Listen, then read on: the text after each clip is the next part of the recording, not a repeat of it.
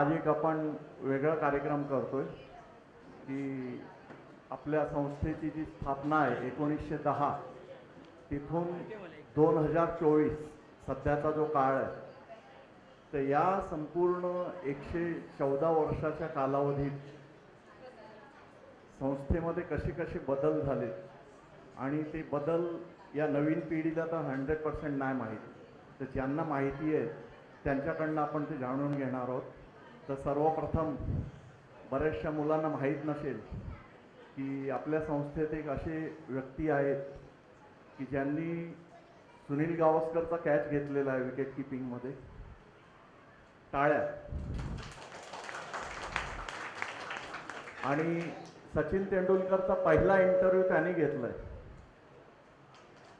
परत टाळ्या. धन्यवाद.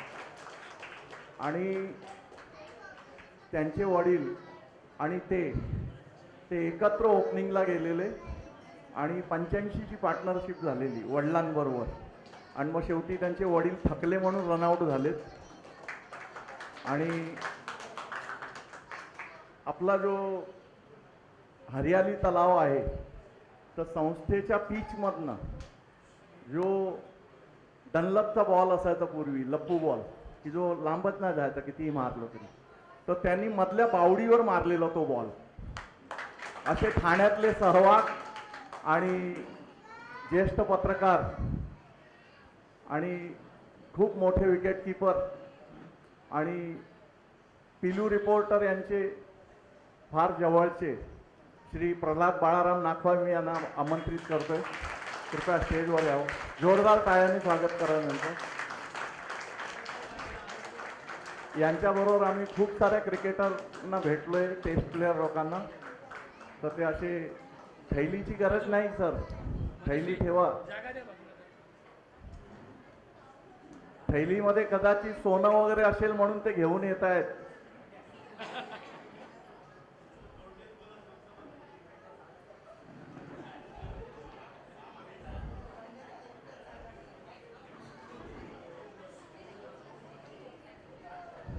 प्रल्हाद सरांचं मी स्वागत करतोय. काय 14 सप्टेंबर हा हिंदी दिवस मानला जातो. अच्छा. आता आपण जे हिंदी सगळं पाहिलं तर खरोखर मला आनंद झाला की आपण ओघाने हा का हिंदी दिवस साजरा करण्यासाठी आताचा कार्यक्रम नाही केला, पण ओघाने 14 सप्टेंबरला हिंदी दिवस आला. आपण पण हिंदी भाषिक आहात, कार्याध्यक्षसुद्धा हिंदी भाषिक आहेत, पण तुम्ही हिंदी बोलायचं टाळता. पण आज अनायसे राज ठाकरेने सांगितलं जो हिंदीत बोलले त्याला मारतील. नाही, आपल्याला कोण नाही मारणार. आनंद भारती महाराजांचा आशीर्वाद आहे, कोण मारणार नाही. आणि आपले स्वामी काय सांगतात, भिवू नकोस, मी तुझ्या पाठीशी. थँक्यू. आणि प्रेक्षकांच्या माहितीसाठी सांगतो, हा जो कार्यक्रम आहे ना, या कार्यक्रमामध्ये प्रत्येक प्रश्नाला फक्त 3 मिनिट दिलेले आहेत. आणि धन्यवाद धन्यवाद धन्यवाद. मला अनेक सूचना आलेत मागून की फक्त 3 मिनिट द्या. काही लोक बोलतात 1.5 मिनिट द्या. अरे मी ये ज़्यादा हो गया. तर दुसरे मी पाहुणे आहेत त्यांना विनंती करतोय की त्यांनी संस्थेच्या खूप सारे पदांवर काम केलेलं आहे. ते रिझर्व्ह बँकमध्ये नोकरी करत होते आणि उत्तम फिल्डर रिझर्व्ह बँकचे, मिडल ऑर्डर बॅट्समन. आणि त्यांच्या कॅप्टनशिपमध्ये आम्ही ठाण्यातलं सगळ्या टुर्नामेंट जिंकलो आहे. आणि 1985ला संस्थेचा जेव्हा अमृत महोत्सव होता तेव्हा त्यांच्या नेतृत्वात तो अमृत महोत्सव झालेला आहे. आणि खूप उत्तम क्रिकेटर, उत्तम कॅप्टन असे प्रदीप ठाणकर यांना मी विनंती करतोय कृपया स्टेजवर यावे. जोरदार टाळ्यांनी स्वागत करा त्यांचं. प्रदीप ठाणकर आपले जुने हे कप्तान होते संस्थेचे आणि उत्तम फिल्डर, उत्तम क्रिकेटर. आज आपण संस्थेतली काही माहिती हे जे मान्यवर आहेत यांच्याकडनं जाणून घेणार आहोत की संस्थेमध्ये जे बदल झालेत ते कसे कसे झालेले आहेत. हां, ते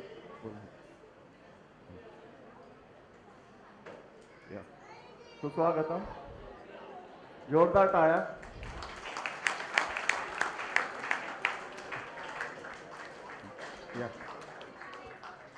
धन्यवाद.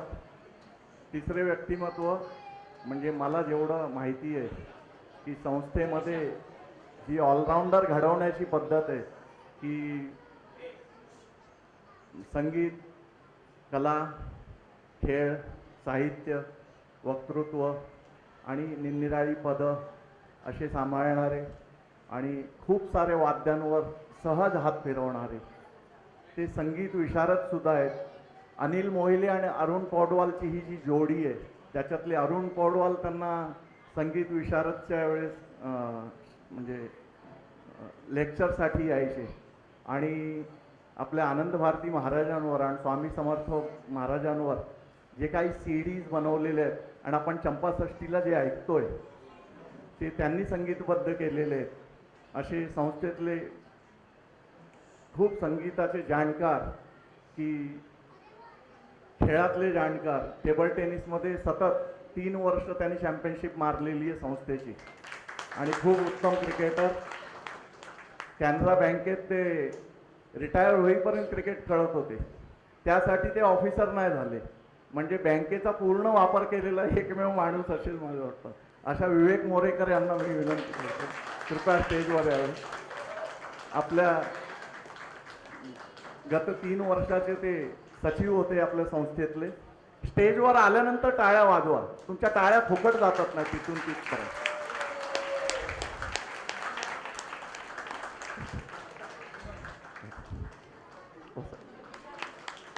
आणि चौथे व्यक्तिमत्व आहेत की त्यांना परिचयाचं काही गरज नाही आहे. यूट्यूबला, सिनेमाला किंवा ऑर्केस्ट्राला तुम्ही पाहिलं असेल. खूप ऑलराऊंडर माणूस आहे. 10-12 वाद्य वाजवतात ते. सोनू निगम, कविता कृष्णमूर्ती, उषा उत्थुप, लक्ष्मीकांत प्यारेलाल असे कितीतरी मोठमोठ्या दिग्गजांबरोबर त्यांनी वादन केलेले आहेत. आणि संस्थेतली जी शेवटची ऑलराऊंडर पिढी घडलेली आहे त्याच्यातले एक आणि आपल्या संस्थेतले सगळ्यांचे लाडके नागेश भगवान कोळी यांना मी विनंती करतो कृपया स्टेजवर. हॉलमध्ये जवळजवळ 125 लोक तर असतील पण टाळ्या आहे ना फक्त 30-40 लोक वाजवत आहेत.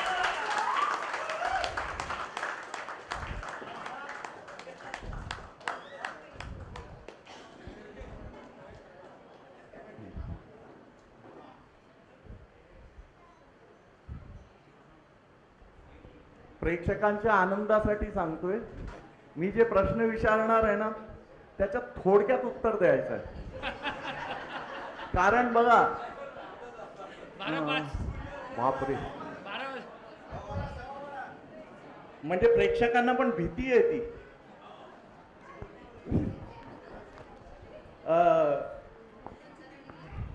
मी प्रथम प्रल्हाद बाळाराम नाखवा यांच्यापासून सुरुवात करतोय. करा की प्राचीन काळी जो चेंदणी कोळीवाडा होता आपला म्हणजे 1910 संस्थेची स्थापनेच्या आधी तर त्या काळातली परिस्थिती आणि आनंद भारती व्यायामशाळेची स्थापना करण्याची गरज का लागली. तत्कालीन जे आपले संस्थापक असतील तर तत्कालीन जो त्यावेळेस 1910च्या आधीचा जो कोळीवाडा होता चेंदणी कोळीवाडा सगळ्यांना माहिती असेल की हा कोळीवाडा 2000 वर्ष जुना आहे. म्हणजे जेव्हा सम्राट अशोक होता तेव्हा चेंदणी कोळीवाडा होता. जोरदार टाळ्या. आणि हा जो बाजूला विठ्ठल मंदिर आहे 1465 म्हणजे जेव्हा बाबर आलेला भारतामध्ये तो आलेला इसवी सन 1500 नंतर 1526 म्हणजे हा जो विठ्ठल मंदिर आहे हा 1465 म्हणजे बाबर येण्याच्या जवळजवळ 50 वर्ष आधीचं मंदिर आहे. तर आपण ही सगळी माहिती आणखी माहिती प्रल्हाद बाळाराम नाखवा यांच्याकडनं जाणून घेतोय की 1910च्या आधीचा कोळीवाडा कसा होता आणि गरज का पडली संस्थेची. बघा 3 मिनिटं म्हणजे त्रिशूळ सागर में आहे. सागर. आमच्यासाठी त्रिशूळ अंगावर मानेवर ठेवलेलं आहे. हरकत नाही. एज वाईज पण बघा 1, 2, 3, 4 बॅटिंग ऑर्डर बरोबर आहे.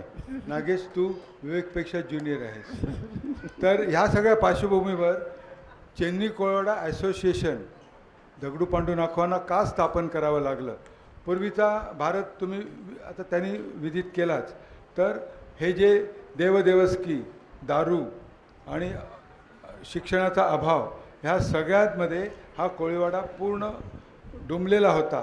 तर अशा ह्या तळागाळातल्या चेन्नई कोळीवाड्याला ऊर्जितावस्था कशी आणायची ह्या विचाराने प्रेरित झालेले दगडू पांडू नाखवा ह्यांच्या विचारातून चेंदणी कोळवडा ॲसोसिएशन स्थापन करावी असा विचार आला आणि त्या विचाराला मूर्त स्वरूप देण्यात आलं. अगदी सोपं आहे मुलांनो.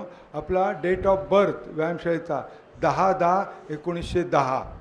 तर हा सगळ्यांनी लक्षात ठेवा. तुमचा जन्म कधी झाला विचारलं तर सांगा 10/10/1910. तर ह्या सगळ्या पार्श्वभूमीवर दगडू पांडूंनी कॅप्टनशिप केली, पण कधी अध्यक्षपद घेतलं नाही किंवा समाजासाठी कधी पुढे पुढे केले नाही. पोरांनो, मी तुमच्या मागे आहे.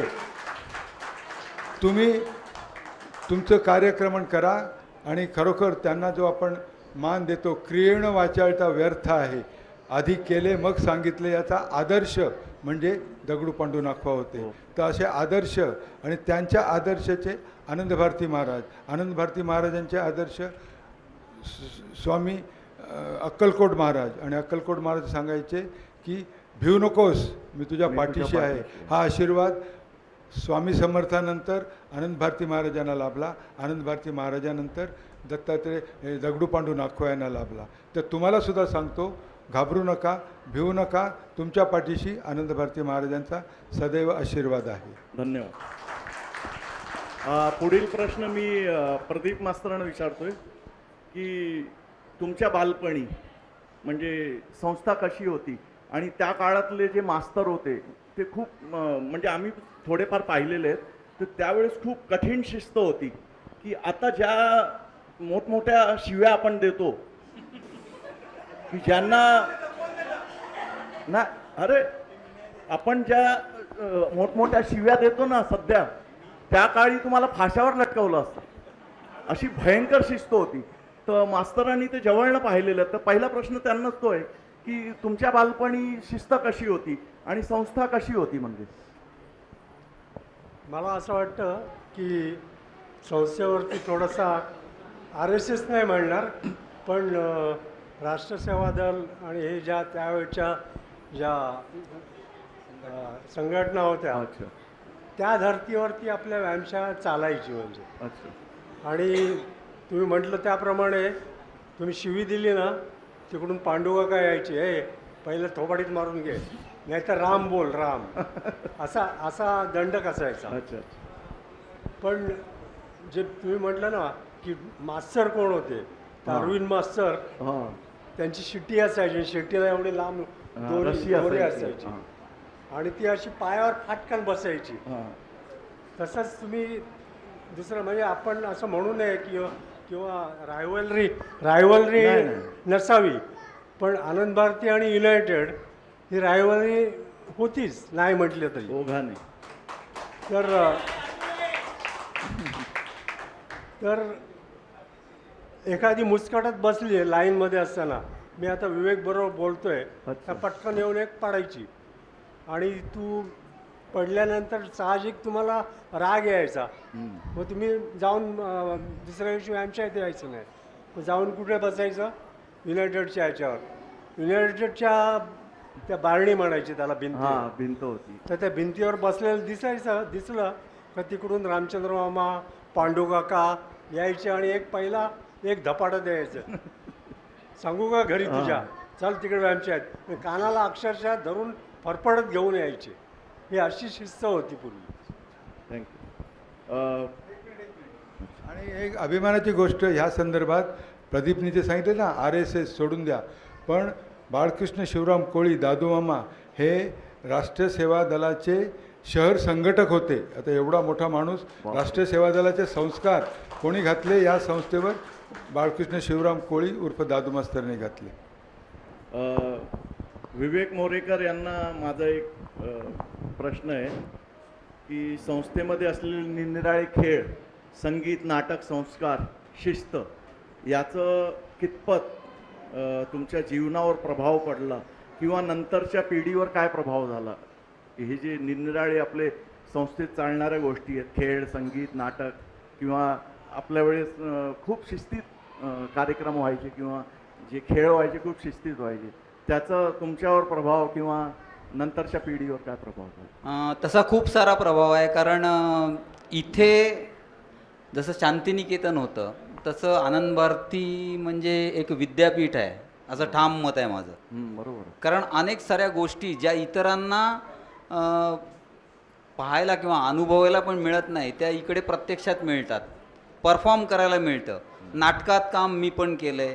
मी खो खो खेळलो, टेबल टेनिस खेळलो, क्रिकेट खेळलो, त्यानंतर सर्वांग सुंदर व्यायाममध्ये सुद्धा मी सगळ्या भाग घेतला, किंवा इतर अनेक उपक्रम जे झाले व्यायामशाळेतले त्याच्यामध्ये सहभागी होतोच. नंतर वाद्य वाजवणं ही जी आहे वेगळी एक खासियत ती आहे. आता या सगळ्या गोष्टी आणि नंतर ऑर्गनायझिंग करणं ही काय चीज असते हे पूर्वापार आपल्याकडे चालत आलं आहे. आणि सिनियर आपले जे होते ते कसे ऑर्गनाईज करायचे, त्यांनी काय काय त्याच्यामध्ये ज्या त्रुटी असतात त्या निस्तरायच्या, या सगळ्या शिकवलेल्या आहे.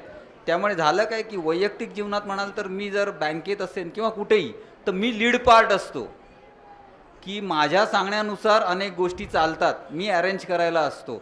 तर व्यायामशाळेतले अनेक जण आहेत, जसं आता रेल्वेचा प्रोग्राम असेल तर नागेश करतो, किंवा बँक ऑफ इंडिया किंवा इतर ठिकाणी प्रल्हाद नाकवा दिसेल तुम्हाला. स्टेट बँकेचे सगळे प्रोग्राम आपला महेश कोळी करायचा, बाबू. तर अनेक व्यायामशाळेतले जे लोक आहेत हे लीड पार्ट करतात आणि सगळ्यांना अप्रूप वाटतं की अरे तुम्हाला एवढ्या गोष्टी येतात कशा. तर हां, तर कारण हे आहे की आम्ही आनंद भारती व्यायामशाळेत येतो, मी व्यायामशाळेच म्हणतो, समाज नाही म्हणत मी कधी, व्यायामशाळेत येतो आणि विद्यापीठ आहे, मरेपर्यंत शिकता येतं. तर आत्ताच त्या मॅडम पण बोलून गेल्या की तुम्ही शेवटपर्यंत शिकण्याची प्रोसिजर चालू ठेवायला पाहिजे. तर बस एवढंच सांगू शकेन की विद्यापीठ आहे.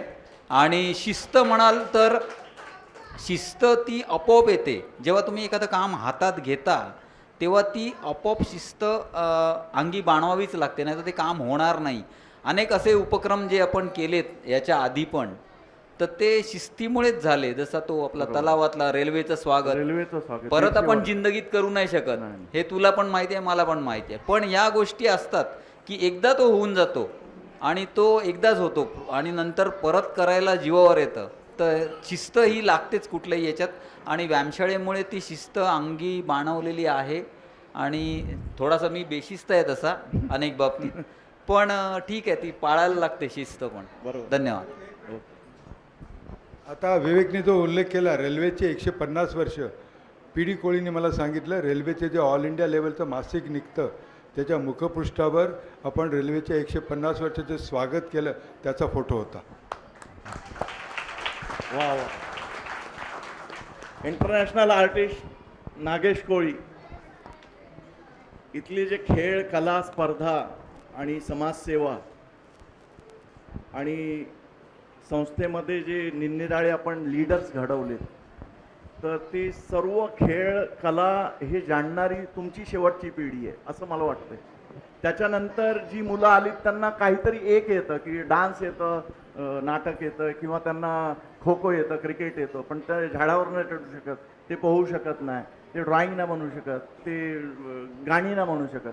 तर ही सर्व जाणणारी तुमची शेवटची पिढी आहे. तर त्याबद्दल तुला काय म्हणायचं? नमस्कार. प्रश्न असा तुम्ही केला की त्याची अर्धी उत्तरं विवेक काकांनी दिलेली आहेत. कारण की आमची पिढी जसं तुम्ही म्हणता शेवटची, पण शेवटची पिढी म्हणजे आम्ही अरविंद मास्तरांना पाहिलं आहे, अरविंद मास्तरांची शिस्त पाहिली, दादू मास्तरांचं भाषण ऐकलं आहे, त्यांना मिळालेला मान बघितला आम्ही. म्हणजे मास्तर हा शब्द आपल्याकडे जो प्रचलित आहे, तर म्हणजे असं एक फोड म्हणतो आपण की आईचा दर्जा असलेला, म्हणजे माँ का स्तर जिसको है वो ते मास्तर आहेत. तर तुम्ही जे म्हणता की कला, क्रीडा आणि अन्य क्षेत्रात म्हणजे सगळ्या याच्यातच, तर आपल्या इथे आता सध्या काय चाललं की एंटरटेनमेंट म्हणून येत आहेत आपल्याकडे व्यायामशाळेत. मग स्वतःला एंटरटेन करायला व्यायामशाळेसाठी कोणी येतं आहे का असं नाही म्हणत की मी सगळेच जण येत नाही आहेत, पण स्वतःला एंटरटेन ज्याच्यात आहे, ज्याला जो आवड आहे तो मुलगा किंवा मुलगी किंवा महिला जो पण आहे ते इकडे येत आहेत आणि आपला वेळ देत आहेत. आमच्या वेळी, मी असं काय म्हणतो आमच्या वेळी असं नव्हतं, मला क्रिकेट बिलकुल आवडायचं नाही, पण आपली मॅच आहे याला सेंट्रलला, तर व्यायामशाळेची मॅच आहे, जाऊन बसणं आपलं काम आहे. तसं लल्लाबाई काही एवढा खो खो खेळणार नाही. बदलापूरला लल्लाबाई वगैरे हे जे लोक आहेत जुने म्हणजे आपले सगळे, तर हे लोक त्या क्षेत्रात नव्हते, पण व्यायामशाळा म्हटलं की सगळ्यांचं म्हणजे ते हे आलं. त्यामुळे आता तुम्ही जे म्हणालात की झाडावर चढणं आणि पोहणं पोहणं वगैरे, वगैरे, हां. पहिला गोविंदा आला की चिखलात खेळायचो. हां. आजच्या या गोविंदाला शेखर मामा जे आहेत, मला वाटतं ज्योती वहिनीचे भाऊ, तर ते म्हणाले अरे नागू एवढा चिखल आहे, तर तो पहिला जे आपण खांद्यावर बसून ते घोडा फाईट किंवा ते गोंट्याचं हे आपण गोल बसून हे तुम्ही का नाही खेळत आहे. तर हे खेळल्यानंतर आपण पोहायला उड्या मारायचो. म्हणजे मला आठवतं की निशिकांतनी पण एकदा उडी मारलेली आणि बुडत होता वगैरे असं काहीतरी आहे. तर प्रश्न असा आहे की ही डेअरिंग आहे ना, किंवा झाडावर चढणं आणि हंडी बांधणं, तर हे पहिला खेळ होते, पहिला मोबाईल नव्हते. पण आत्ताच्या पिढीला मी हेच सांगतो, किंवा मी आणि काका नेहमी या विषयी खंत मांडतो आमची, की मला असं वाटतं की मी ह्याच वयात, म्हणजे माझं 48 वय आहे, पण मला एक सर्टन अमाऊंट मिळत असेल तर मी आपल्या मुलांना भरपूरशा डेअरिंगच्या गोष्टी शिकवू शकतो. मी आजही म्हणतो सगळ्यांना सर्वांग सुंदर व्यायामाच्या वेळी की या रागीचा गाडा बांधा. माझ्या म्हणजे बघण्यात की सुभाष मास्तर, मला वाटतं जेव्हा व्यायामशाळेचं 75 होती तेव्हा सुभाष मास्तरांनी, भरपूर वय होते मास्तरांसाठी टाळ्या. नलिन मास्तर एवढे उंच आणि धिप्पाड, पण ते पण आगीच्या गाड्यातनं असे अगदी सहज उडी मारायचे. तर मी नवीन मुलांना एकच सांगेन की व्यायामशाळा म्हणून इथे या, तर तुम्हाला ऑटोमॅटिकली सगळंच येईल, सगळंच. मला बाबा व्यायामशाळेने शिकवलं, व्यायामशाळेने घडवलं आहे, म्हणून आम्ही आजही इथे आहोत. आणि सारखं सारखं मी तुम्हाला सगळ्यांना निवेदन करतो, हा पण चाचा पण तेच बोलतोय, ओमकार पण तेच म्हणतोय, अरे इंटरनॅशनल आर्टिस्ट असला तरी इथे काय करावं लागतं, इथे झाडू मारण्यापासून आपल्याकडे व्यायामशाळा म्हटलं की आपलं घर म्हणतो आपण, तर आपल्या व्यायामशाळेला आपलं घर समजलं ना, तर सगळ्या गोष्टी तुम्हाला शिकता येतील. धन्यवाद. आता एक अर्ध्या तासानंतर हा इंटरनॅशनल आर्टिस्ट काय करणार आहे ते बघायला मिळेल तुम्हाला. तेव्हा आणि नागेश कुलकर्णी, प्रल्हाद नाखवा यांना मी दुसरा प्रश्न विचारतो की संस्थेत विदेशी खेळ कसा रुजला. म्हणजे 1940 वगैरेला क्रिकेट आलं असेल असं मला वाटतं. हा विवेक, 1938 वगैरे, त्याच्या आधी. तर म्हणजे विदेशी खेळ कसे आलेत, टेबल टेनिस आणि क्रिकेट. बघा आता तुम्ही खेळांबद्दल बोलताय. नागेश, तुझ्या भाषणाचं एका वाक्यात जर म्हणायचं झालं, मुलांनो आनंद भारती पथावरून चाला, आनंद मिळवा आणि तुमचं कोट कल्याण करा. बरोबर आहे? Right. बरं बरं. तर आता तुम्ही क्रिकेट या विषयाबद्दल नाही, बोलताय. विदेशी खेळ. विदेशी खेळ. हां. आता विदेशी खेळ मधलं पहिला माझा जीव की क्रिकेट. प्राण क्रिकेट. आता आपण संस्थेची स्थापना 10/10/1910 सांगितली. 5 वर्षामध्ये आपण एवढी प्रगती केली की भजन आणि उत्सव हे सगळे गॉन केसेस जे होते त्यांना देवाच्या नामस्मरणाने लाईनवर आणायचं. दगडू पांडुनाथांच्या विचारातून हा विचार रुजला. भजन आणि उत्सव ही आपली पहिली शाखा. शेवटच्या 12 शाखेपैकी योग विभाग ही शेवटची 1980 साली स्थापना आहे शाखा. त्याच्यानंतर 80 नंतर 13वी शाखा झालेली नाही. तर 1915 साली 5 वर्षानंतर आपण क्रिकेट चालू केलं. आणि तुम्हाला माहितीच आहे 1915 साली आपण 2015 साली दत्तू ठाणकर क्रिकेट टुर्नामेंट घेतली. आनंद ठाणकर, प्रदीप ठाणकर त्यांचे वडील. आणि टुर्नामेंटला नाव काय द्यायचं, तर दत्तात्रय ठाणकर, कोण त्यांना ठाणेकर ओळखत नाहीत, दत्तू म्हणून त्या नावाने आपण टुर्नामेंट घेतली. आणि ती अत्यंत यशस्वी झाली. इंटर कॉलेजेट आपल्याला ऑफर आली होती की तुम्ही हा ठेवा, पुढे चालू ठेवा, पण आपल्याला नाही जमलं. तर आता तुम्ही जो विदेशी खेळ म्हणताय, तर फ्रेंडशिप क्रिकेट क्लबची जी स्थापना झाली 1960 साली, आनंद भारतीचा क्रिकेट संघ एवढा स्ट्रॉंग होता की ह्या तरुणांना, अगदी हरेश्वर पण म्हणतो, ज्याची विकेट काढणं अजून कोणाला शक्य झालेलं नाही आहे, एवढी स्ट्रेट बॅट की मला क्लब क्रिकेटर म्हणून आयडेंटिटी कोणी दिली असेल पहिली, आनंद भारतीने नाही, त्याला 16मध्ये नाही घ्यायचे, पाणके आणि स्कोरर, तर फ्रेंडशिप क्रिकेट क्लबने दिली. तर हे पण जे डिस्कार्टेड होते, जसं खंडेरावांनी तो यंग स्टार क्रिकेट क्लब चालू केला, ज्यांना स्पोर्टिंग आणि फ्रेंड्स युनियनला चान्स मिळायचा नाही, तसं फ्रेंडशिपचा पण ह्यामध्ये भाग आहे. आपण व्यायामशाळेशी पंगा न घेता बाहेरच्या बाहेर जी काय प्रगती करता आली, तुम्ही जसं वडील आणि मी ओपनिंगला गेलो होतो, तर हा विदेशी खेळामध्ये टेबल टेनिस, मग प्रमोद ठाणेकर आंतरराष्ट्रीय टेबल टेनिसपटू बनला. आणि मग आंतरराष्ट्रीय स्तरावर टेबल टेनिसपटू म्हणून प्रमोद ठाणेकर चमकले. क्रिकेट क्षेत्रात सगळ्यात मोठा अजून रणजी ट्रॉफी आपल्याला मिळायचा आहे. तर ही अशी सगळी आपली क्रिकेटची प्रगती आहे. देशपांडे स्मृतीमध्ये आपण 1 वर्ष चॅम्पियन होतो. दुसऱ्या वर्षी आपण स्पिन ऑफ द कॉईनवर मॅच हरलो. त्याच्यामुळे अत्यंत वाईट झालं. पाऊस पडला आणि विनोद नाखवांचा एक प्रसंग आठवतो. खर्डीला टेनिस बॉलची मॅच होती. प्रदीप कॅप्टन होता, मी विकेट किपर. हा मला सारखा सांगायचा, मला 1 ओव्हर द्या. तो नॉन स्ट्रायकर पुढे जातोय ना, मी त्याला मनकडिंग करतो आणि रनआउट करतो. अरे म्हटलं तू प्रदीपला सांग. तर शेवटी मी प्रदीपला सांगितलं, याला 1 ओव्हर दे, काय व्हायचं ते होऊ दे. दुसऱ्या बॉलला विनोद नाखवानी त्याला असं मनकडिंग केलं आणि आपण मॅच मारली. शेवटी आनंद भारतीचे संस्कार काय, खोटं नाही खेळायचं, रडीचा डाव नाही खेळायचा. पण त्यावेळेस काळाची गरज होती आणि विनोद नाखवांनी ते जे काय ॲक्शन घेतली. विनोद नाखवा धन्यवाद. हा रडीचा खेळ नाही म्हणत, हा खरा क्रिकेट होता. पुढील प्रश्न मी प्रदीप ठाणकरांना विचारतोय की 1960 आणि 1970 जुन्या मास्तर लोकांना माहिती असेल की 1960 आणि 1970 हा जो काळ होता, ते अनेक चांगले चांगले खेळाडू फुटले इथून किंवा दुसरे दुसरे संघ बनवले गेले. त्याबद्दल थोडीशी माहिती द्या.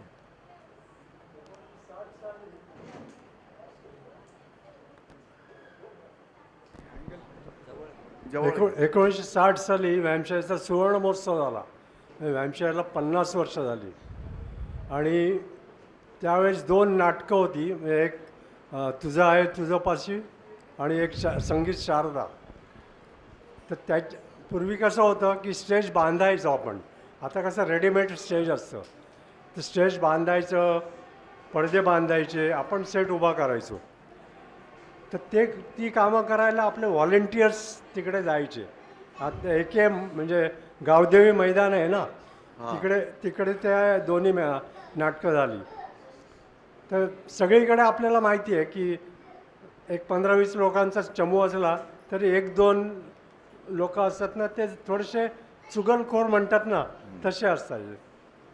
तसं त्याच्यातल्या एकाने कोणतरी येऊन तो म्हणजे आपल्या त्यावेळचे अध्यक्ष म्हणा किंवा कार्याध्यक्ष म्हणा यांना काहीतरी सांगितलं. तर त्या मुलांनी जो चुगलखोर होता त्याला मारला.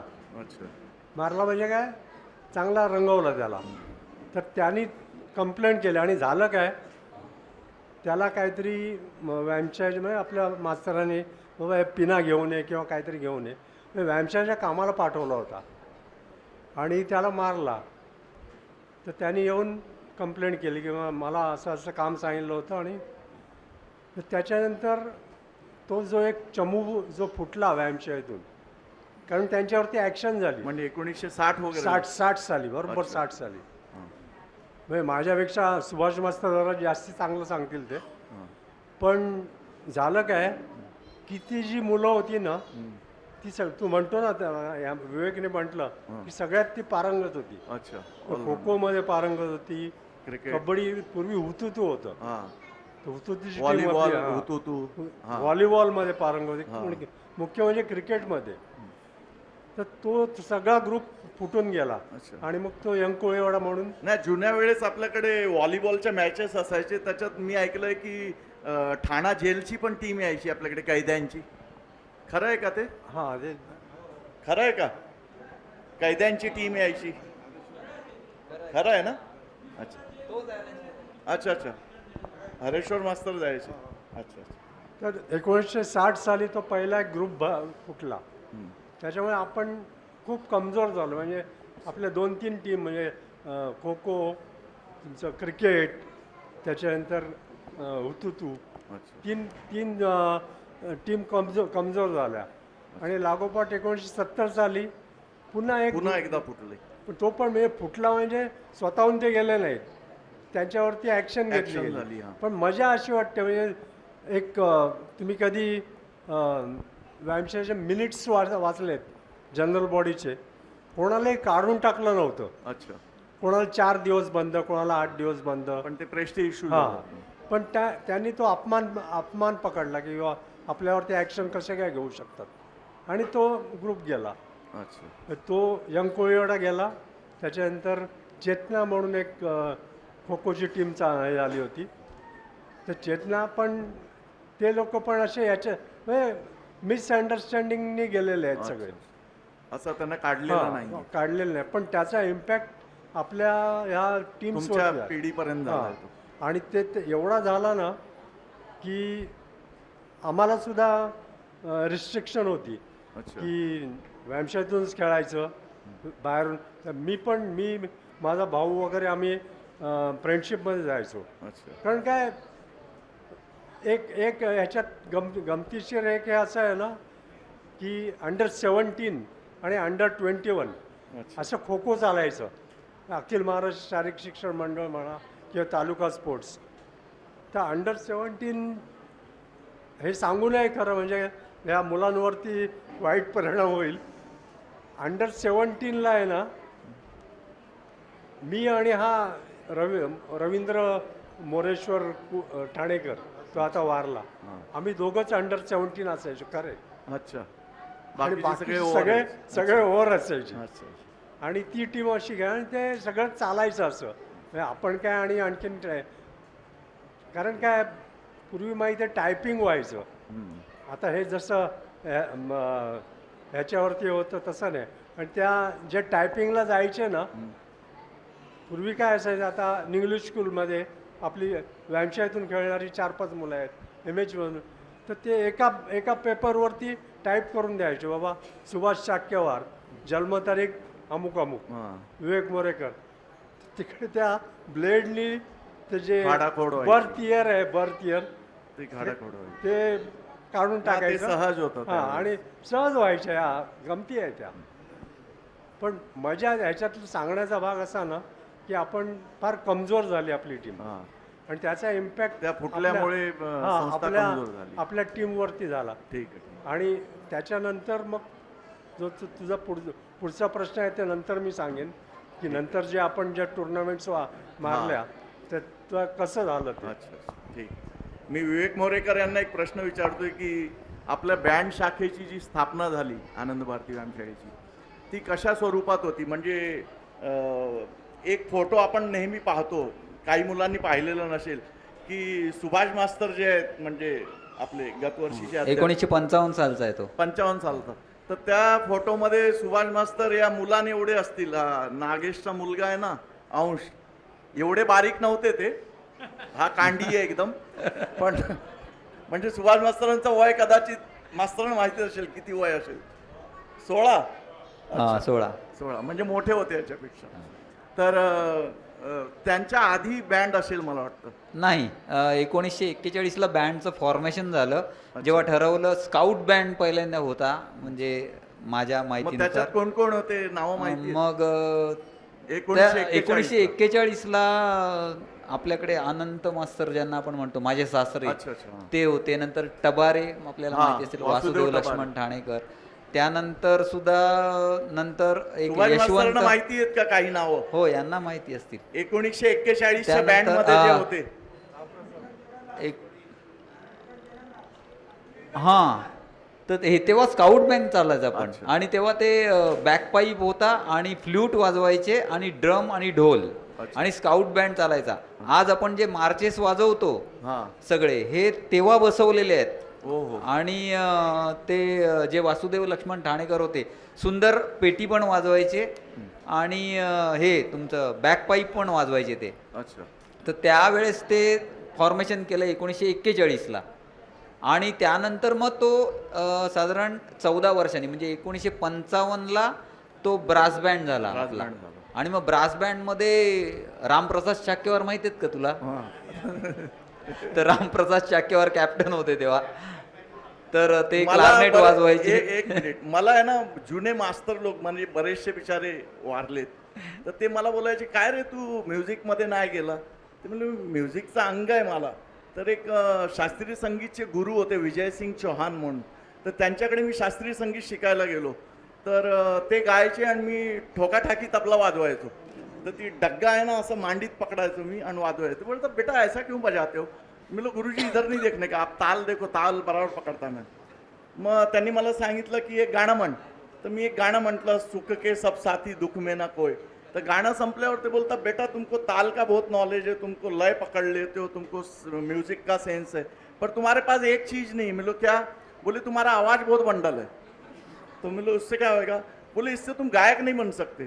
तो मैं लोग छोड़ यार, मग ते मला विचारतात की दूसरा क्या करते हो। मैं लोग मैं आर्टिस्ट हूँ, ड्राइंग बनाता हूँ। बोले उसमें जाओ, इसमें तुम आगे नहीं जा सकते। मी लो हा बरा वेळेवर भेटला आपल्याला।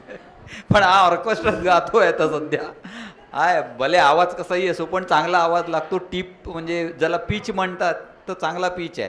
हां, तर आपण बँडकडे येऊया। आता 1955ला ब्रास बँड हे सेक्शन चालू झालं आणि ब्रास बँड म्हणजे त्यावेळेस आजही ब्रास बँडमध्ये जी इन्स्ट्रुमेंट्स वापरली जातात तर ती प्रामुख्याने ट्रम्पेट, क्लारनेट, सॅक्सोफोन आणि युफोनियम ज्याला म्हणतात। आता हे बॅरेडॉन म्हणायचे, बॅरेडॉन नाही तो बॅरिटोन असतो, पण युफोनियम हे त्याचं खरं नाव, जे आपल्याकडे 2 आहेत बेससाठी, आणि ड्रम, ढोल, थापडोल।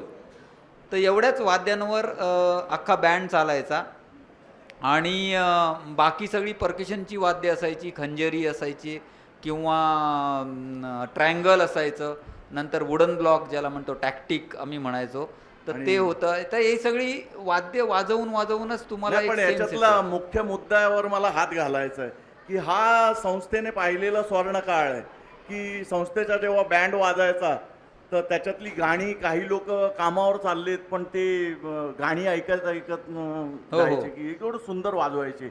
आणि चंपाषष्ठीची जी पालखी आहे, जेव्हा आमच्या गल्लीतनं खालनं निघायची, कुत्री गल्ली म्हणजे आमच्या गल्लीला कुत्री गल्ली बोलायची, तर त्या गल्लीतनं जेव्हा पालखी निघायची आणि लास्टचं गाणं असायचं भैरवी मधलं, मेरे बचपन तुझ्या ज्या जवानी कोले, त्याचं आवडतं गाणं। तर ते गाणं आलं ना का समजायचं चंपाषष्ठी संपली। तर मला असं म्हणायचं की आपण जो स्वर्णकाळ पाहिलेला आहे आणि आत्ता आपलं बँड आहे तो धूळ खात पडलाय। मी विवेक मोरेकरसाठी खास टाळ्या सांगतोय की तो काही वेळा खूप इंटरेस्ट घेतो की उद्या 15 ऑगस्ट आहे, आज 14 ऑगस्ट आहे, पाकिस्तानचा बड्डे, तर पाकिस्तानच्या बड्डेला तो सगळे सामान काढतो आणि उद्या वाजवणार सर, कारण जे वाजवायला येणार आहेत ते डायरेक्ट खाली येतात, मग सामान कोण काढणार। तर आता आपल्या बँडची ही अवस्था आहे की आपण फक्त 15 ऑगस्ट आणि 26 जानेवारी पुरता उरलोय। नाही, इतर वेळेसही वाचतो। कधी वाजतो? दसऱ्याच्या वेळेस प्रॅक्टिसला वाचतो अच्छा, हां, दसऱ्याला आपला। वाजतो। आणि आपले जे बाहेरून वाजवतात आपले बँड, म्हणजे म्हणायचं झालं तर सचिन काटकर आहे, नितीन आहे, तो सुकरे आहे, अच्छा, साईराज, ते अत्यंत चांगले वाजवतात, नाही स्टँडर्ड तर वाजवतात। मला आता एक तुला येतात. प्रश्न विचारायचा आहे की तुम्ही लोक संगीताचे जाणकार आहात, तर एवढा मोठा प्रेक्षक वर्ग आहे, समजा या तरुण मुलांना शिकायचं असेल तर काय करायचं? त्यांनी एखादं तरी इन्स्ट्रुमेंट सुरुवातीला, म्हणजे मी सांगेन साईड इन्स्ट्रुमेंट, साईड रिदमचं इन्स्ट्रुमेंट एखादं वाजवायला पाहिजे की ज्याच्यामुळे तुम्हाला ताल अंगात भिनतो। आम्ही दोघं जे दिसतो इकडे, आम्ही कुठल्याही वाद्यावर हात चालतो, त्याचं कारण हे आहे की आम्ही खंजेरी वाजवली, टाळ वाजवले।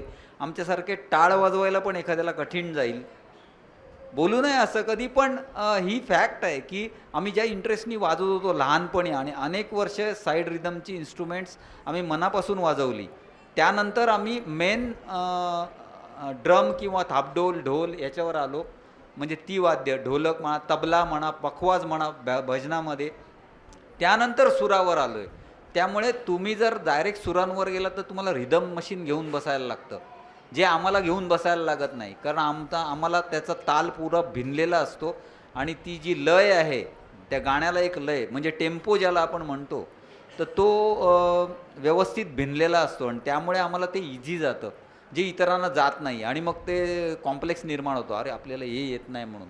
नाही, पण याच्यातलं तुम्हाला मजेची हे बाब सांगतो की व्यायामशाळेचा जेव्हा बँडचा स्वर्णकाळ चालू होता, तर त्या स्वर्णकाळामध्ये काय व्हायचं, कुठे कॉल असायचा, चर्चगेटला कॉल आहे, विक्रोळीला कॉल आहे, फलाना ढिकणा, तर त्याच्यात काय करायचे, संस्थेतले 2 विमानवाहू जहाज असायचे माहिती आहे, विक्रांत आणि विराट, मोठे ज्याच्यावर विमान उतरतात, असे 2 जहाज होते, सुभाष शाक्यवार आणि संदीप कोळी, जोरदार टाळ्या। तुमचं काम काय माहिती आहे, ड्रम, थापडोल, ते सॅक्सोफोन, क्लारनेट, हे सगळं दुकान तिथपर्यंत घेऊन जायचा विक्रोळी चर्चगेट। हो, खूप वर्षांनी सर्व्हिस दिली। आणि मग तिथे सगळे वाजवणारे यायचे, मग ते लोक वाजवायचे आणि परत गायब व्हायचे, परत आम्ही विमान वाहू जहाज।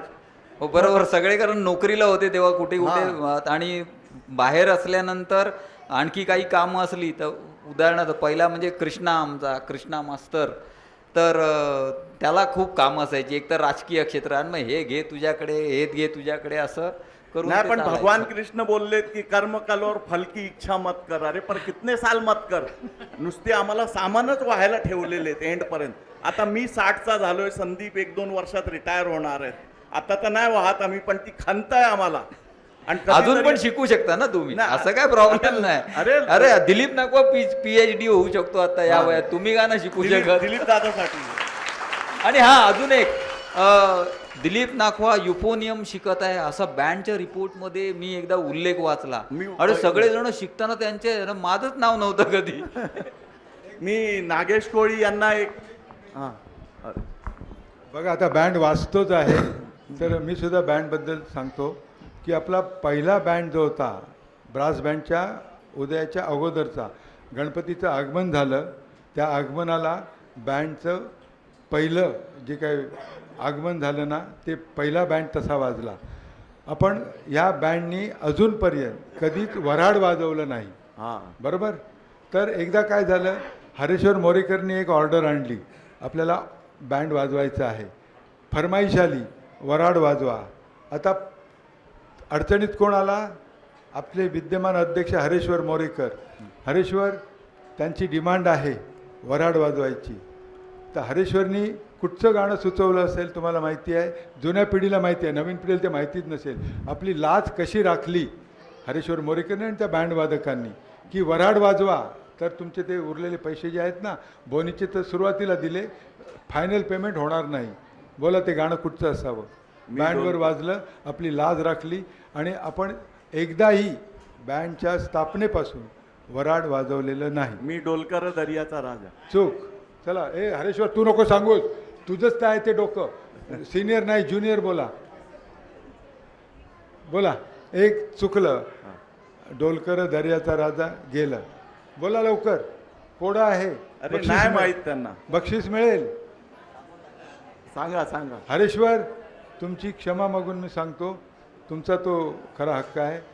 वल्लवरे नाखवा हो वल्लवरे रामा, अरे, टाळ्या टाळ्या. ते नाही. अहो वल्लवरे नाखवा हो आता आलंय लता मंगेशकरचं. नाखवा वल्लवरे माचवा आज होडी पुनावर बेगीन वल्लवर पोचव मना माझे गावा. हरेश्वर पोचला होता, पण या गाण्याने वाचवला. मी नागेश कोळी यांना एक प्रश्न आहे की तुम्हाला माहिती असेल. अच्छा मला एक पहिला प्रश्न सांगा, मी प्रश्नाच्या आधी एक सगळ्यांना विचारतोय की नागेश कोळीचे प्रोग्राम थिएटरमध्ये किती लोकांनी पाहिलेत, त्यांनी हात वरती करा. म्हणजे सगळे मोजले ना, 25 पण नाही रे. अरे अरे अरे अरे अरे. तर आता याच्या पुढे नागेशचा प्रोग्राम असेल तर थिएटरमध्ये जाऊन पहा. हां, आणि तुम्ही आल्याची वर्दी द्या त्याला की मी आलोय. नागेशला विचारा, दादरला प्रोग्राम होता, मी अख्ख्या खानदानाला घेऊन गेलेलो आणि बाल्कनीतनं आवाज दिला जेव्हा कर्टन उघडला ना, नागू. नागेश बोललं तर तो पाहणार नाही ना, नागू म्हणजे कोळीवाड्यातला आलाय कोणतरी, तर ही वर्दी द्या. तर नागेशला एक प्रश्न आहे की आंतरराष्ट्रीय कलाकार जे घडतात, तर मला असं म्हणायचं आहे की 100 दिवसाची तुमची क्रिकेटची प्रॅक्टिस इक्वल टू 10 मॅचेस. तुम्ही जर 10 मॅच खेळत असाल तर तो जो कॉन्फिडन्स येतो तो प्रॅक्टिस करून नाही येत. तसं वादकांच्या बाबतीत विवेकला आणि नागेशला माहिती असेल, किंवा इथे जे वादक बसलेले आहेत, की तुम्ही प्रॅक्टिस कितीही करा, जेव्हा तुम्ही स्टेजवर येता ना तेव्हा जो सेल्फ कॉन्फिडन्स आहे, एखादा पीस वाजवायचा तुम्हाला, बेदर्दी बालमा तुझको मेरा मन याद करताय, सॅक्सफोनचा पीस आहे, तर जेव्हा तो कर्टन उघडतो आणि तो गायक उभा राहतो आणि जे मागे बॅकग्राऊंडला म्युझिक चालतं, आणि कुठलाही पीस हा 7 ते 8, 10, 12 सेकंदाचा असतो, तर त्यावेळेस मनाची जी चलबिचल असते किंवा तुम्ही जे शिकलेले आहेत तो त्याच वेळेस बाहेर काढायचा आहे. तर आंतरराष्ट्रीय कलाकार म्हणून त्याच्यातली जी शिस्त आहे ती किती पॉवरफुल आहे, किंवा जे नवीन शिकणारे असतील त्यांना काय संदेश आहे त्याच्यातनं, की तो जो टायमिंग आहे तो मिळवणं आणि परफेक्शन हे कसं काय साधायचं? कसं आहे शुभाचाच्या, व्यायामशाच्या संदर्भात बोलतोय आपण, तर पुन्हा प्रथम व्यायामशाचा उल्लेख करीन की शिस्त म्हणजे काय वाजवण्याची. तर आपण जे प्रकार करतो तर ते शिस्तीत करावे लागतात. किती स्लो ठोके आहेत आणि किती फास्ट आहेत त्याच्यावर आपले कवायती चालतात. तर तिथेच ती शिस्त लागलेली आहे आम्हाला व्यायामशाळेत, की कुठे 2 ठोके मारायचे आहेत म्हणजे डम डम डम, तिथे तो प्रकार बदलणार आहे. तर हा जो टायमिंग आहे हाच तिथे वापरला जातो. बेसिक सगळ्यांचं सारखं असतं. आणि तुम्ही ज्यावेळी म्हणता, मला ते मुख्य प्रश्न तो आहे की तो जो कॉन्फिडन्स असतो की तुम्हाला 10 सेकंदाचा पीस आहे, 12 सेकंदाचा पीस आहे. जसं नागेशच्या एक प्रोग्रामला मी एक फ्लूटवाला होता की समाधी चित्रपटातलं गाणं होतं काटा लगा, तर त्याच्यात आहे ना एक फ्लूटचा पीस होता. तर तो फ्लूटवाला थोडासा गडबडला, तर तो गडबडल्यामुळे जो कीबोर्डवर होता त्याने ते मारून नेलं फ्लूटला. तर मी ह्यांच्यातलाच एक कलाकार बाहेर आला, मी यार हा चुकला आहे फ्लूटवाला. बोलतो सालाचा पेमेंट कट करणार मग. हा मजेचा भाग आहे. पण तो जो कॉन्फिडन्स असतो, ते जे 10-12 सेकंदाचा पीस आहे, तर त्याला काय म्हणायचं आहे? नाही असं आहे की कुठलाही पीस असेल, जसं बऱ्याचशा प्रोग्रामची सुरुवात माझ्याकडनं होते, कारण की इन्स्ट्रुमेंट तसं Intro असल्यामुळे. करतात. हां, तर पण प्रश्न असा की आपण आलेलो आहे एखाद्या खेळाला ज्यावेळी उतरतो त्यावेळी जिंकण्यासाठीच उतरायचं, बरोबर आहे की नाही. व्यायामशाळेने शिकवलेलं आहे की जे करायचं आहे ते जिंकण्यासाठी, मग घाबरायचं नाही. मी मगाशीच म्हणालो मगाशच्या प्रश्नात तुमच्या की भीती आहे मुलांमध्ये.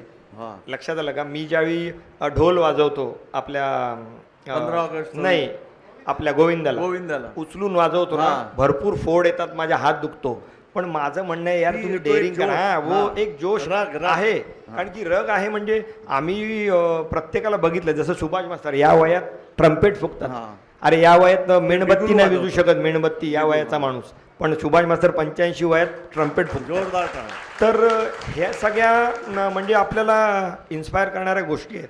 आणि तुम्ही जे म्हणताय ना सारखं की तिथे काय होतं तिथे काय होतं, मी म्हणतो सगळ्यांना आजही व्यायामशाळेसंदर्भात इथे काय होतं ना, ह्याचा तुम्ही एकदा बेस घेतलात या स्टेजचा आणि आपल्या या वास्तूचा आशीर्वाद मिळाला ना, का तुम्हाला बाहेर जय जय, जसं काका म्हणाले की कुठेही लिडरशिप ऑटोमॅटिकली आपल्याकडे येते. कुठेही जा तुम्ही, कुठेही. मी तर भरपूर क्षेत्र केलीत, मग ते ट्रेकिंग असो किंवा म्युझिक असो किंवा काय म्हणतात पिकनिक अरेंज करणं असो, प्रत्येक इथे किंवा मी आता जसं मी माझं शिक्षण वेगळं आणि मी नोकरी वेगळी करतो. हां. मला कम्प्युटरचं स्पेलिंग लिहिता नाही येणार, म्हणजे अगदी सांगायचं, पण मला कम्प्युटरशिवाय आता काम नाही. माझ्याकडे 1000 TCचा पगार बनवतो मी, मला स्वतःची पे स्लिप नाही मला बघता यायची. तर ह्या सगळ्या गोष्टी आहे ना मी आपल्याचकडनं शिकलो आहे. म्हणजे आपल्या व्यायामशाळेतले बऱ्याचशा गोष्टी आहेत ज्या मी सगळ्या मुलांना सांगतो की शिका, मास्तरांकडनं शिका. आणि मी पण जे करतोय ना, जसं तू म्हणालास की सगळ्यांनी बघायला या, नाही लाईव्ह प्रोग्राम बघणं आणि यूट्यूबवर बघणं ह्याच्यात फरक आहे. पण असं नाही की प्रत्येकाने बघायला कोणाची नाही, आणि आवड एक, असते नसते. मजेचा भाग पण सांगतो. नागूचे तर मी खूप प्रोग्राम पाहिलेत. तर काही पैसे देऊन पाहिलेत, काही परिवाराला नेलेत. हां, पैसे देऊन पण पाहिलेत खूप सारे. आणि बरेचसे प्रोग्राम मागणं पाहिलेत, म्हणजे स्टेजच्या मागून. तर विंगेतनं. गडकरीला, कालिदासला. विंगेतनं. हां, कालिदासला मी मागणं जेव्हा एंट्री केली तर एक गेटकीपर उभा होता. ए किधर जा रहा है? अरे मिलो मेरा भतीजा बजाता है उधर. बोले कौन है? बोले नागेश कोळी. अच्छा जाओ जाओ. तर हा मजेतला भाग झाला की जर तुम्हाला पाहायचा असेल तर तो पण एक मार्ग आहे की याचे इन्स्ट्रुमेंट उचला. हा जेव्हा कार थांबवतो ना, लगेच सॅक्सफोन वगैरे उचलायचे. TCनी पकडल्यावर पण त्याचं नाव काय? आणि प्रल्हाद नाखवा यांना माझा एक प्रश्न आहे, फक्त 3 मिनिटात उत्तर द्यायचं आहे बोला, बोला. फटाफट. की संस्थेतल्या ज्या विविध शाखा आहेत आपल्याकडे, तर त्या शाखांची गरज का पडली संस्थेला? आणि आपल्याला सगळ्यांना माहिती असेल संस्थेत 2च पत्रकार आहेत, एक प्रल्हाद बाळाराम नाखवा नाही. आणि एक विशाल जगन्नाथ मोरेकर. विशाल जगन्नाथ मोरेकरचा ॲक्च्युली फायदा काहीच नाही. नाही नाही, तो नावाप्रमाणे विशाल आहे. नाही नाही, म्हणजे जशा बातम्या प्रल्हाद नाखवा टाकतात, ठाणे वैभव, सन्मित्र, संस्थेचा फोटो, नाव येणारच. जोरदार टाळ्या नाही त्यांच्यासाठी. नाही, की पत्रकारिते म्हणून म्हणजे त्यांनी आम्हाला पण नेलेत. तुमच्या दादोजी कोंडदेवला क्रिकेटच्या मॅसेज असायच्या पूर्वी, रणजी ट्रॉफी किंवा अशी गोळा 11. तर त्याच्यात आहे ना आम्हाला मी, सुशील, संदीप, मयेकर आम्हाला असे बॅचेस द्यायचे ते. नवशक्ती, ठाणे वैभव, सन्मित्र. अरे पत्रकार आमच्या बापाला माहीत नाही, पण आम्ही दिलीप वेंगसरकरच्या बाजूला बसलोय नागवानमुळे. तर त्यांना एक छोटासा प्रश्न आहे की संस्थेला याची गरज का पडली, विविध शाखेंची, आणि पत्रकार म्हणून म्हणजे संस्थेला जी तुम्ही सर्व्हिस दिली त्याबद्दल मी धन्यवाद देतोय तुम्हाला. बघा. आणि संस्थेत समजा एखाद्याला पत्रकारितेत यायचं असेल हां, तर त्याला तुम्ही मानधन घ्याल का शिकवायला? पहिल्यांदा मला एक सांगायचं आहे, सुभाष मास्तर आणि ट्रम्पेट ह्याचा तुम्ही गौरव केलात. अत्यंत हृदयस्पर्शी आणि बोलकी आठवण आहे. माझ्या आईची अंत्ययात्रा विठ्ठल मंदिराजवळ थांबल्यानंतर सुभाष मास्तरांचं मोठं ऑपरेशन झालं होतं. फुंक मारायची नव्हती. बापरे. तर मी तर नाहीच, पण कोणीतरी सांगितलं जमेल का, तर त्यांनी मला उत्तर दिलं होतं. म्हणजे मला कळलं नंतर, मावशीला आता नाही ट्रम्पेट वाजवायचं तर कधी वाजवायचं. जबरदस्त. तर ही बांधिलकी की खरोखर त्यांचं ऑपरेशन झालं होतं, पोटावर ताण द्यायचा नव्हता. आणि विवेकची एक आठवण आहे संगीताच्या संदर्भात. एन डी कोळींनी बासरी मागितली होती. आता एन डी कोळी तुम्हाला माहिती आहे हार्ट पेशंट होते. तर विवेकनी त्यांच्याकडे ते बासरीचं सगळं किटच्या किट दिलं, पण एन डी तुम्हाला मी बासरी देणार नाही. का? तर ती बासरी फुंकताना परत काय प्रॉब्लेम तुम्हाला त्रास झाला. होईल. ती बासरी कोणी दिली होती? विवेकने दिली विवेकने होती. दिली. तर ह्या सुद्धा आठवणी ज्या आहेत ना मोठ्या मनोरंजक आहेत. आणि एन डीला नाही बोलायची ताकद विवेककडे कशी आली मला माहिती नाही. अच्छा, एक तोच प्रश्न आहे की संस्थेला जे निरनिराळ्या शाखा आहेत बरोबर. तर त्यांची गरज का पडली? बघा, आता तुम्हाला मागाशी मी सांगितलं भाषणाच्या ओघात की ह्या माणसांना हरिमुखे म्हणा, पुण्याची गणना कोण करी, ह्या उक्तीने ही सगळी मंडळी एकत्र आली. अजूनसुद्धा शनिवारचं जे भजन मंडळ आहे तो प्राण आहे. आता तो बघा शनिवारी भजन होते की नाही मला माहिती नाही, सुभाष मास्तर सांगू शकतील. तर ह्या पहिल्या शाखेने आपण समाज गुंफण चालू झाली, पुढे उत्कर्ष होत गेला. आणि मग एक एक शाखा, देशी खेळ, विदेशी खेळ, महिला मंडळ. संदीपच्या अहवालात ह्या सगळ्या सणावळी आता आल्या होत्या. अच्छा. अहवाल ऐकलात ना तुम्ही, त्याच्यामुळे ते काय नवीन मी सांगत नाही. महिला मंडळाची पण स्थापना सांगितली. महिला मंडळाचं आज वैशिष्ट्य म्हणजे काय, त्यांना जे काय एक्स्ट्रा फंड्स होते एवढ्या सुंदर खुर्च्या दिल्यात. तर महिला मंडळाचं सुद्धा आभार की तुमच्या एक्स्ट्रा फंडमधून पांढऱ्या खुर्च्या ज्या कार्यालयात ठेवल्यात ना, त्या विवेककडून कळलं की महिला मंडळाने त्याचं पण फंडिंग केलं. नाखवा, मला तर- एक कन्फर्मेशन करायची आहे बोला, की मी कल्याणला राहत होतो, 13 वर्ष कल्याणला राहिलो मी. काळा तलाव नाही, नाही. जेलच्या पुढे, जेलच्या पुढे आधारवाडी जेल. आधारवाडी, हां तर जेलचा आपला जवळचा संबंध. ठाण्याला पण जेल, कल्याणला पण जेल. बरोबर. तर कल्याणला राहत असताना लोकमत पेपरमध्ये आलेलं की ठाण्याची चेंदणी कोळ्याची प्रथम नगरसेविका नीला वसंत नीला नाखवा वसंत यांचे नाखवा. दुःखद निधन. बरोबर. तर मला ते गर्व वाटलं की आपल्या व्यायामशाळेच्या महिला मंडळातली म्हणजे महिला, हो, महिला नीला वसंत नाखवा नीला. यांचे दुःखद निधन झाले. तर मला तेव्हा कळलं की ते नगरसेविका होत्या. जोरदार टाळ्या नाही त्यांच्यासाठी. नाही, त्याची पण तर- स्टोरी अशी आहे नाही, नाही, की मला नाही ते- ते मला नाही एक- सांगत.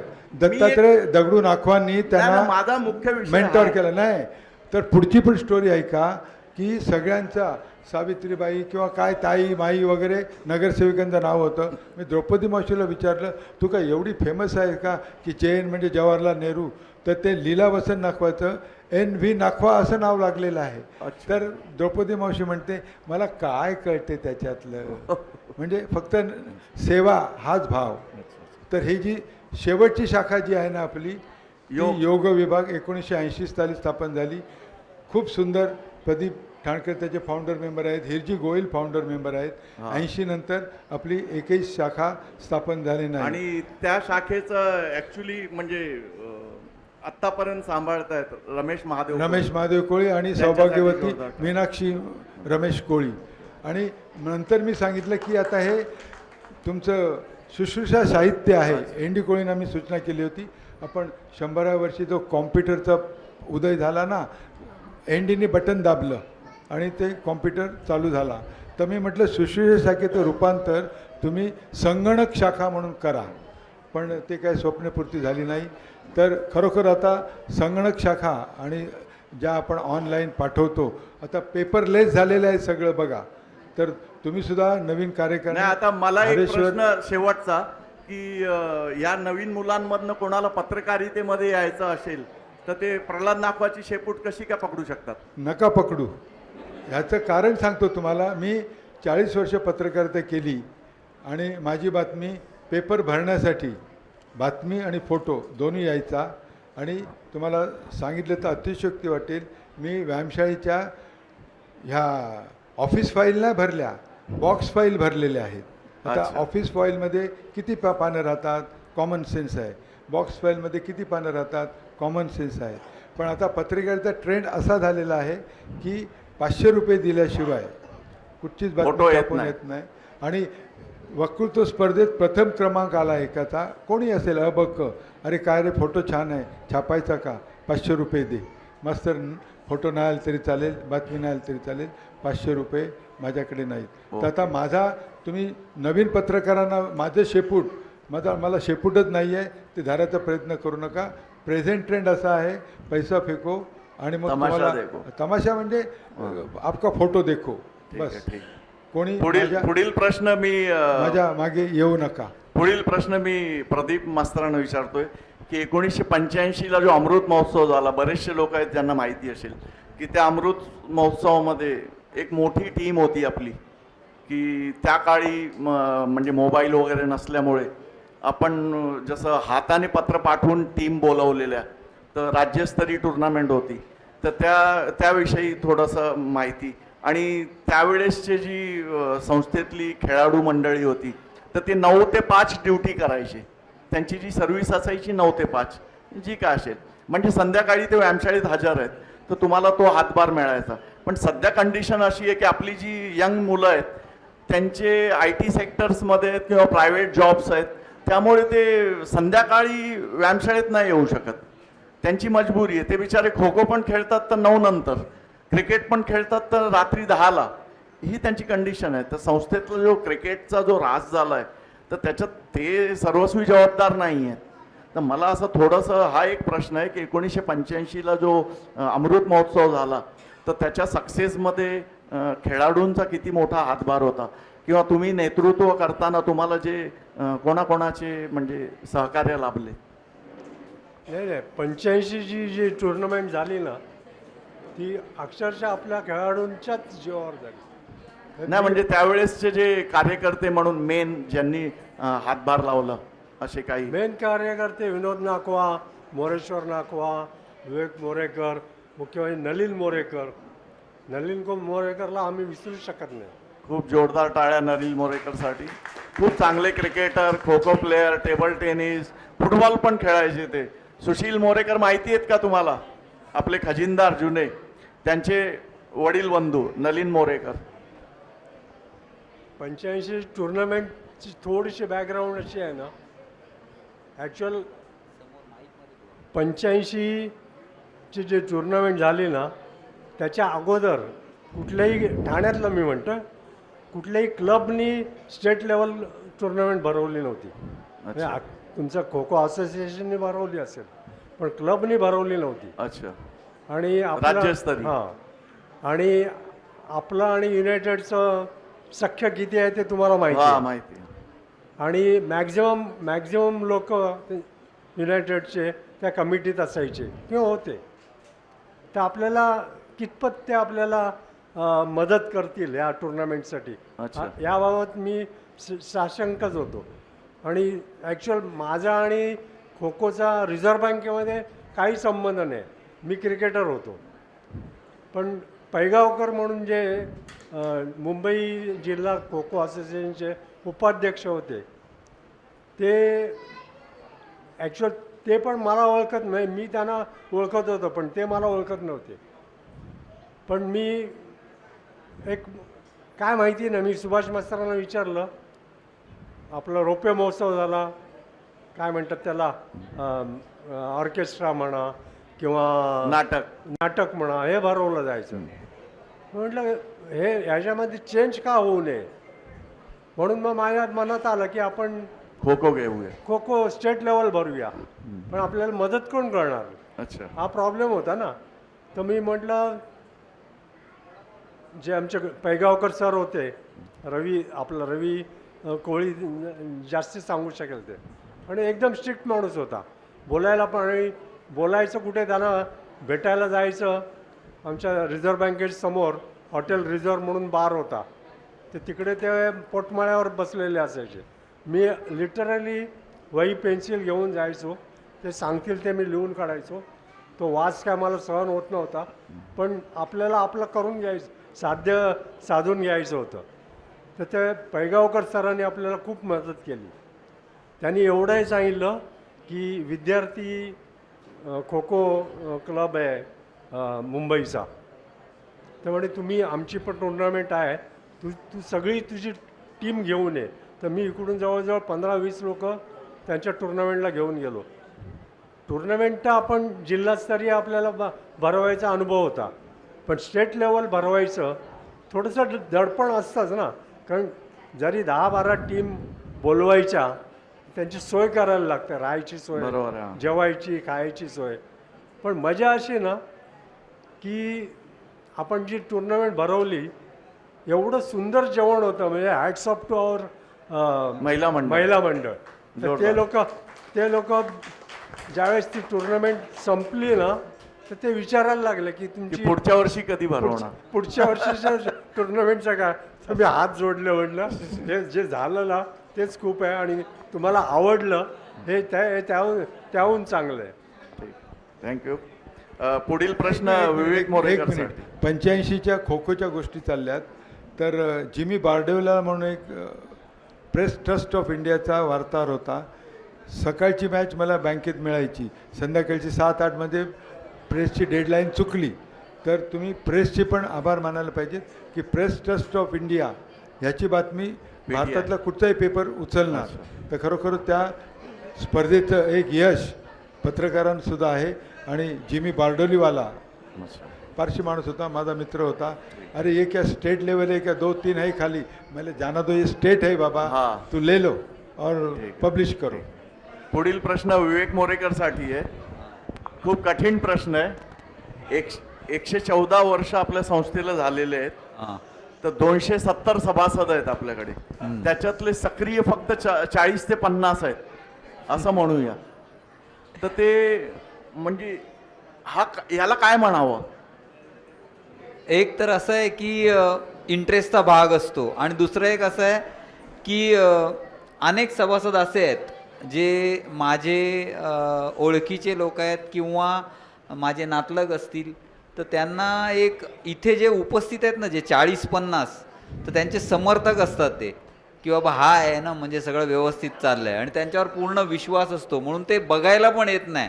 ॲक्च्युअली हे चुकीचं आहे, पण खूप जण येत नाही. आता जनरल बॉडीलाच म्हणाल तर म्हणजे नवीन कमिटी निवडून येणार, तर 250 सभासदापैकी किमान 100 तर पाहिजे, 3 आकडी तर गाठायला 100 पाहिजे. पण नाही. ते पण नाही, 88 होते फक्त. तर चाललंय, तुम्ही आहेत म्हणजे सगळं व्यवस्थित करणार. अरे पण म्हटलं असं नसतं ना. आणि दुसरं एक असं आहे की मला नेहमी वाटतं की मी एक कटाक्ष ठेवला स्वतःपुरती तरी. आता एक पहिल्यांदाच मी छेद दिला आहे की लागोपाठ 2 वर्ष मी 2 टर्ममध्ये मी कमिटी मेंबर आहे. नाही तर मी 3 वर्ष काम करतो, 3 वर्ष बाहेर जातो सरळ. बरोबर. तर प्रत्येकाने इकडे यायला पाहिजे, आणि तुम्हाला जे काही जमतं काम ते करायला पाहिजे. तर तेव्हा ती कमिटी जेव्हा रोलिंग राहील, कुठलीही गोष्ट जसं म्हणतात ना, भाकरी जर फिरवली नाही तर करपते. हो. आज एवढी वर्ष झाली अनेक ठिकाणी. आता आजचंच उदाहरण आहे की आज निदान मी थोडा मागे राहिलो, पेटी नाही वाजवली त्या कार्यक्रमाला. गेली 31 वर्ष जवळजवळ मीच वाजवतोय पेटी. तबल्याला कधी नागू असतो, संजू असतो. तर एवढं एक फक्त आपलं विघ्नहरा गण राज गणेशा एवढं, हे सुद्धा पेटीवर कोणाला वाजवता येऊ नये याला मी नापास समजतो स्वतःला. अरे कोणीतरी शिकायला पाहिजे ना, कोणी गायला शिकायला पाहिजे, वाजवायला शिकायला पाहिजे. आता बिगुल निदान संजू यावेळेस शिकला, किंवा आपला समर्थ विक्रांचा तो प्रयत्न करतोय, किंवा दुर्वेश हा. तोही प्रयत्न करत होता. तर असं नवीन पाहिजे, तुम्हाला स्वतःहून वाटलं पाहिजे की बाबा हा आपण हे करतो आणि मग आपण देतो करायला एखाद्याला. आणि ज्यावेळेस ही परंपरा निर्माण होते की नेक्स्ट माणूस आहे कोणतरी अनाऊन्समेंट करायला किंवा निरनिराळ्या जसे खो खोच्या मॅचेस होतात. आता माझ्यासारखा माणूस मी सगळीकडे वावरलेलो आहे, खेळलेलो आहे, त्यामुळे माईक हातात घेतला की धाडधाड चालू होतो. पण इतरांचं तसं नाही, मग ते वाचन करायला लागते. रीडर मला नाही करता येणार असं, ते खूप कठीण पडतं.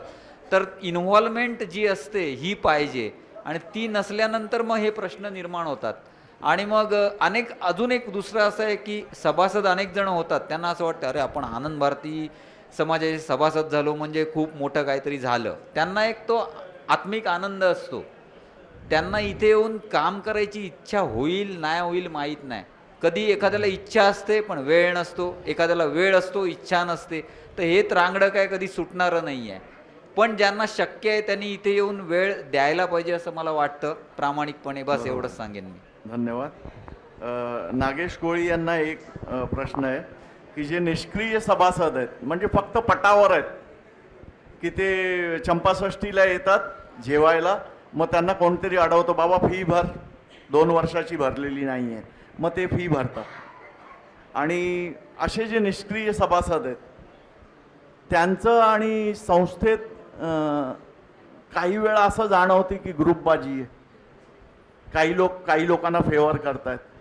तर हा येणाऱ्या पिढीला म्हणजे शाप म्हणावा की काय म्हणावं म्हणजे त्याला? म्हणजे तू या प्रश्नासाठी मला इथे बोलवले? नाही, या प्रश्नासाठी नाही आहे. एक सामान्य प्रश्न आहे की 270 सभासद आहेत, त्याच्यातले सक्रिय हार्डली 40 ते 50 आहेत, म्हणजे बाकीचे आपण कशासाठी घेतोय?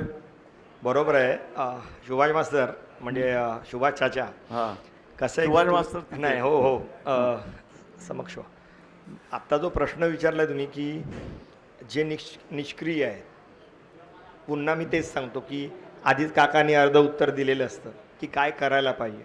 तुम्ही म्हणालात आता ग्रुपबाजी. आत्ता इथे 2 ग्रुप दाखवतो तुम्हाला मी. हा जो स्टेजवर बसलेला एक वेगळा ग्रुप आहे आणि खालचा वेगळा ग्रुप आहे. ते कंटाळलेत आपल्याला. बरोबर आहे. काय आहे नाही नाही, एक मिनिट. नाही हा जो म्हणजे हा टाळ्यांचा प्रश्न नाहीये. नाही हा जो कार्यक्रम आपण घेतोय ना, हा सुभाष मास्तरांसाठी नाहीये, निशिकांत कोळी, विनोद नागवा यांच्यासाठी नाहीये किंवा ज्या ज्येष्ठ महिला आहेत त्यांच्यासाठी नाही. हा कार्यक्रम तुमच्यासाठी आहे. हे जे फोटो लागलेले आहेत तिथे संस्थापकांचे, तर कोणीतरी ही संस्था चालवलेली आहे, कोणीतरी तो गाडा अंगावर घेतला म्हणून इथपर्यंत आलोय आपण. पण त्याला तुम्हाला पुढे न्यायचं आहे. हा कार्यक्रम तुमच्यासाठी आहे. तुम्ही आज हे जे मान्यवर आपण स्टेजवर बोलवलेत, याच्यानंतर पण काही वेळा कार्यक्रम होतील, त्याच्यात आपण निराळे दुसरी माणसं बोलवणार, महिला मंडळाचे पण कार्यक्रम होतील या पद्धतीचे. तर हेतू हा नाही आहे की त्यांना सन्मानित करायचा आहे. हेतू आहे की तुम्हाला संस्था काय चीज आहे, संस्था काय आहे हे तुम्हाला जाणून घ्यायचं आहे. कारण येणाऱ्या काळात तुमच्यापैकी कोणतरी इथे नेतृत्व करणार आहे, हे तुमच्यासाठी. नक्कीच. चाचा, मी थोडा एक जोकपाट म्हणून असं जरा बोललो, कारण की मला माहिती आहे की त्यांची खंत काय आहे. कारण की मी तिथे असतो तर मी सुद्धा आत्ता असंच त्यांच्या बाजूनीच बोललो असतो. तू मला इथे स्पष्ट मी थोडा बोलतो म्हणून तू मला इथे बोलवलं असं मला वाटतं. नाही, पिढीतला माणूस आहे. पिढीतला माणूस असू देत, पण काय होतंय की मी पेढीतला नाही आहे. लक्षात ठेव, मी व्यामशाचा माणूस आहे. आणि तू जे म्हणतोस की ग्रुपबाजी, आपल्या घरात पण काही गोष्टी पटत नसतील, गौरव पांडव. हां, तो होतच नाही, होत असं नाही. फक्त मला एक म्हणायचं की विषयानुरूप भांडण असावं, वाद असावं, भांडण नसावं, विषयानुरूप असावं. की मला नाही पटणार तुझे विचार, मला नाही पटत. बरोबर. जसं मगाशी आपला विषय झाला की 150 वर्ष ज्यावेळी ट्रेनला म्हणजे याला झाली, रेल्वेला, त्यावेळी आपण जो प्रोग्राम केला त्याला काय सगळेच व्यामशातले आपल्याबरोबर पॉझिटिव्ह नव्हते. परंतु व्यामशायांनी तो कार्यक्रम आता हा राबवायचा ठरवलाय. त्यावेळी बाकीचे ज्यांना नव्हतं, जे विरोधक होते ते पण आपल्यात आले ना. तर त्याच्यामुळे मी असा ग्रुप बाजी हे मी काही समजत नाही व्यायामशाळेत, आणि जो कोणी समजत असेल त्यांनी समजू नये असं मला वाटतं आणि करू नये. कारण की व्यायामशाळा एक आपलं घर म्हणतो आपण, आणि व्यायामशाळेत खरंच सांगतो मी तुम्हाला, माझा तर एक्सपिरियन्स आहे आणि मास्तर लोकांना माहिती आहे. किंबहुना मी सांगतो की बाबू मास्तरांनी भरपूर वर्ष माझ्या मागे ते लागलेत किंवा काकांच्या मागे लागलेत की आपण एक मेळावा घेऊया, आपण मेळावा घेत चाललं पाहिजे, की हे जे आपण जे बोलतोय याच्यासाठी पूर्ण दिवस पाहिजे. हो. म्हणजे ज्याला जे काही विषय मांडायचे आहेत इथून, आणि स्पष्ट बोला. कारण की काही हे काय आपण भांडण्यासाठी आपलं संस्था आपल्या पूर्वजांनी आपल्याला दिलेली नाही. मैदान खेळण्यासाठी दिलंय. बरोबर. आता हॉल आपण भाड्याने देतो ठीक आहे, पण मैदान जास्तीत जास्त खेळण्यासाठी वापरावं. ह्या गोष्टी नाही, ज्या पण आहेत- व्यायामशाळेत लोक मतं मांडायला घाबरतात माहिती का. समजा मी सांगतो की मी डेकोरेशन केलेलं आहे, पुढच्या वर्षी मी करणार नाही, तर या मुलांना मी विचारतो तुमच्यापैकी कोण करेल, तो कोणी पुढे येणार नाही का, हो बोलल्यावर मारावं लागेल तिथे. तर त्यामुळे माणूस पुढे येत नाही. नाही ठीक आहे, ह्या सगळ्या गोष्टी चालत राहणार. त्याच्या पण मी म्हणजे मी प्रत्येकाला एकच सांगेन की स्वतःला एक ग्रुप समजा की मी काय देऊ शकतो, माझ्यावरून मी किती काय आणू शकतो, आणि मी व्यायामशाळेला ग्रुपबाजी म्हणजे माझा ग्रुप कसा देऊ शकतो. म्हणजे मग तो कुठल्याही क्षेत्रातला मित्र असो. जसं तुम्ही पाहता की व्यायामशाळेत जो तो, जसं तू तुझा एक ग्रुप आणतोस रांगोळीसाठी, हा, तो माझा बाहेरचा ग्रुप आहे ना, पण हा. तू तो ग्रुप आणतो. तसं प्रत्येकाने ग्रुपबाजी करा, पण व्यायामशाळेच्या हितासाठी करा. हितासाठी. हे लक्षात घ्या सगळ्यांनी. आणि मी चाचा एक रिक्वेस्ट करतो की ह्या प्रश्नानंतर संपलं. तुला काही बोलायचं असेल तर नाही, नाही, बोल, संपलं, नाही तर संपलं. आभार मान आणि आभार. आपण पुढे जाऊया. धन्यवाद. सर्व मुलांना मी आता सिरियसली थोडासा की हा जो कार्यक्रम आहे तुम्ही सहन केल्याबद्दल धन्यवाद. आणि आपले जे जुने मास्तर आहेत, खरं सुभाष मास्तरांना इथे बोलवायचं, पण त्यांच्या वयाप्रमाणे म्हणजे ते काही गोष्टी त्यांना नसतील आठवत, वेळ जाईल त्यामुळे. तर असे कार्यक्रम मी दुपारी पण बोललो की महिला मंडळाचे पण असे कार्यक्रम घ्यायचे की महिला मंडळाची स्थापना, त्यांचं कार्य, तर ते आपण पुढे कधीतरी जाणून घेऊया. तर या नवीन मुलांना मला हे म्हणायचं आहे की पुढच्या पिढीला हे सगळं सांभाळायचं आहे. इथे जे फोटो लागलेले आहेत हे संस्थापक आहेत. तर हा जसं प्रल्हाद नाखो अनेक वेळा बोलतात की जगन्नाथाचा रथ आहे आणि ते अनेक लोक ओढतात. या संस्थेसाठी खूप लोकांनी घाम गाळला आहे, तर त्यांची विचारांची नावं पण माहीत नाही आहेत आपल्याला. तर हा जो मोठा जगन्नाथाचा रथ आहे त्याला बऱ्याच लोकांनी ओढायचा आहे. तर इथे जे जमलेले तरुण मुलं आहेत त्यांच्यासाठी हा कार्यक्रम होता असं मला वाटतंय. आणि जुन्या श्रेष्ठ लोकांना मी नमन करतो, ज्या ज्या लोकांनी संस्थेसाठी काम केलेलं आहे त्या सगळ्यांना नमस्कार. ज्यांची नावं काही लोकांनी घेतलीत, काही लोकांनी नाही घेतलीत. जसं आपण गोविंदा रचतो ना, जेव्हा 6-8 थराची हंडी, तर त्या थरामध्ये जवळजवळ 100 लोक असतात आणि हंडी एक माणूस फोडतो. तसं आहे ही संस्था पण. कार्यकारी मंडळ हार्डली 12 ते 13 लोकांचं आहे, पण बाकीचे लोक त्यांना सपोर्ट केलं पाहिजे असं मला वाटतंय. तर हा कार्यक्रम आपण इथेच विराम देतोय. सर्व मान्यवरांचे धन्यवाद, प्रेक्षकांचे धन्यवाद. जय हिंद, जय महाराष्ट्र.